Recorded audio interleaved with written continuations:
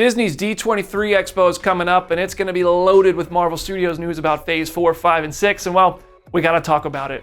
BD here, welcome back to the Phase Zero YouTube channel. Make sure you're subscribed for more awesome video updates like this one and more. Today we're talking about what will be coming from Disney's D23 Expo. After the last time we were there, we met the entire Eternals cast, got a look at the Black Widow film, heard the official announcement of Black Panther 2, and more. This year, Marvel is following a San Diego Comic-Con panel where they announced an entire Phase 5 slate and dropped a bunch of dates and 3 titles for Phase 6. That's where we're going to start. Fantastic Four casting and director rumors have been catching fire on the internet recently, and that is likely no coincidence. Just before 2019's D23 news of Kit Harington joining the Eternals cast, that broke online just shortly before the Marvel Studios panel at Hall D23. So, it's possible Marvel Studios is locking in deals for Fantastic Four's director and cast so that director Matt Shakman, if true, can be introduced on stage along with the actors playing Marvel's first family. Destin Daniel Cretton, director of Shang-Chi, could also be made official as the Avengers The Kang Dynasty director and could possibly reveal that he is directing a Shang-Chi sequel, which has not yet been announced, or if he doesn't have time for that with Avengers 5 responsibilities, he could pass the baton to the next Shang-Chi director, with the sequel being finally made official for Phase 5 or 6 in the first place.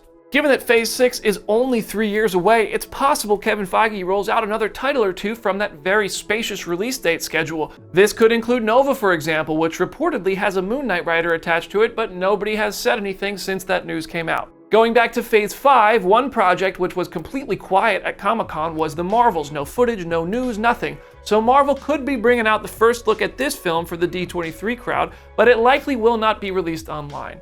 Ironheart could also drop some footage, especially if Riri is going to be a big part of the Wakanda Forever promotional materials. Armor Wars is also promised to still be on the way, but was not mentioned at Comic-Con or even featured on the release slate, so we might just get a sign of life there as well. With Thunderbolts serving as the culmination of Phase 5 and releasing in late 2024, it will have to come close to production or fully begin before the next D23 Expo, so the cast could be rolled out onto the stage just as the Eternals were back in 2019. Also, on that note, some Blade news would be nice, wouldn't it? Of course.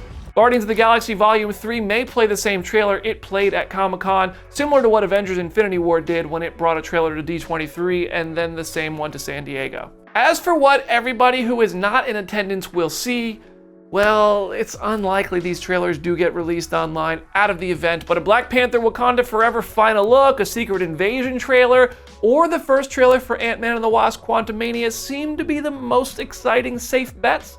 Otherwise, if they finally acknowledge that Werewolf by Night exists and will drop this Halloween, director Michael Giacchino might be able to say more at the expo than he did in our Lightyear interview, and we could get a first look at that Halloween special with just over a month until its release.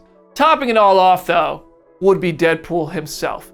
The big deal about Deadpool is that now he is owned by Disney, and what better way to make that known than announcing Deadpool 3 at Disney's event and having Ryan Reynolds come out to say so, maybe even in a Deadpool costume.